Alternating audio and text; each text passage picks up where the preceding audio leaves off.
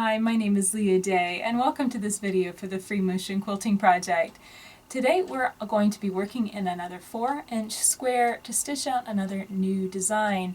And this particular design, I'm stitching it out the second time in the square, but I've actually already used it in this lock of hair right here on Express Your Love, and here's what it looks like.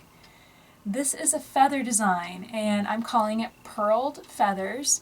It's basically a very straight-laced simple feather rules, all those things that are kind of coming together to make this feather shape. But we're working down the center of the vine line to fill it with circles or pearls. That's where the name comes from. So let's get on the machine and see how this works in free motion.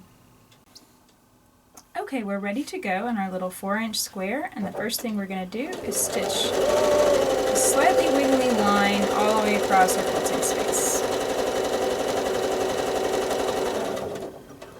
Just a gentle curve. Then I'm going to travel stitch against that corner and stitch basically parallel to the first line. Now, if you wanted to, you could have areas that kind of swing out and get a little wider and then bring it back in, and that would definitely add some more interesting texture to your vine. That would certainly be fine, but this is what mine looks like today. That's what I feel like stitching today. And so now it's time to build up the feathers, and I really find that it works best to have them kind of grow this way. I'm going to stitch this first feather off the edge of the quilting space and then come down to that starting line, travel stitch against that first feather, swing out and around and reconnect with the line. So each feather is built up against the one before it. And I like doing this. I like this positioning where the first line is really kind of being stitched backwards, and then you're swinging out and around, and you can see where you're stitching. Although, I mean, of course, there's no wrong way of stitching this. There's a million different ways of forming the feather shape. This just happens to be my favorite. I like forming the feathers where I always travel stitch. You'll notice that every time I hit that vine line and then I immediately travel up, traveling up the back of that feather, and then about right there I start to swing out and curve around with that new feather. And I like this simply because you'll notice that the travel stitching is always in the same place. It's always in between each feather, and so you have this little bit of extra darkness only in those spots.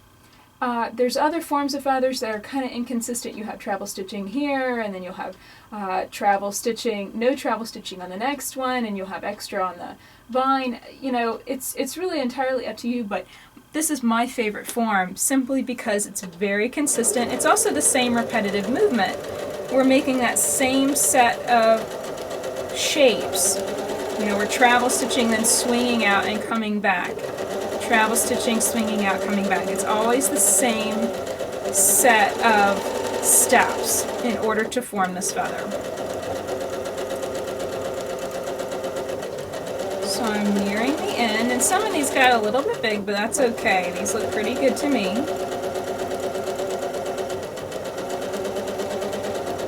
One of the best ways to fill up an odd area of your quilt is just stitch some big feathers into it. That's really one of the best ways to fill in a lot of spaces in your quilt. Okay, so now I'm back here in the corner, and it's time to start our pearls. And I'm going to swing around with the first one. You know, sometimes you might have to stitch like a quarter or a half circle in there to make it make sense. Now I'm going to swing down and around with my circle. And this might be a little tricky to visualize at the beginning, but basically what I'm doing is I'm kind of guesstimating my space. I'm visually, let me grab my marking pencil and I'll show you. I'm visually outlining my circle, and I'm kind of imagining a central dot right there, and that kind of helps me form that circle. Are these going to be perfectly circular shape? No. Some are going to be a little bit more oval than others, and that's just simply, you know, how they're stitched. They're very freehand. That's the point. They're not supposed to be perfect. If you want them to be perfect, if you want them to be absolute positive circles, dead center, absolutely circular every time, then you're going to need to grab a marking template. The drafting templates you can get at office supply stores will work well, and you can mark every single one, but that is very time consuming, and really, this looks just as good. All I'm doing is I'm coming down to basically the end of the circle, swinging out and hitting the edges of the vine line 2 times, and then coming back to where the circle started, and travel stitching around, and swinging out and around again. Now that one wasn't, the one before wasn't very perfect, but that's okay. The nice thing is, between the purls, the circles, and the feathers themselves, there's so much texture and movement within this design that it honestly doesn't matter if you have one that's not exactly perfect. Like that one didn't quite connect with my vine line. You can wiggle in there and add some more stitching, that's okay. Your eye isn't going to get focused on the tiny little mistakes. It's going to just simply enjoy the entire shape of the design. So, there we go. That is purled feather. So that's it for this video. I really hope that you've enjoyed learning how to stitch purled feathers. This design is absolutely beautiful, and it's one of those ones that no matter where you put it, it's always going to look good.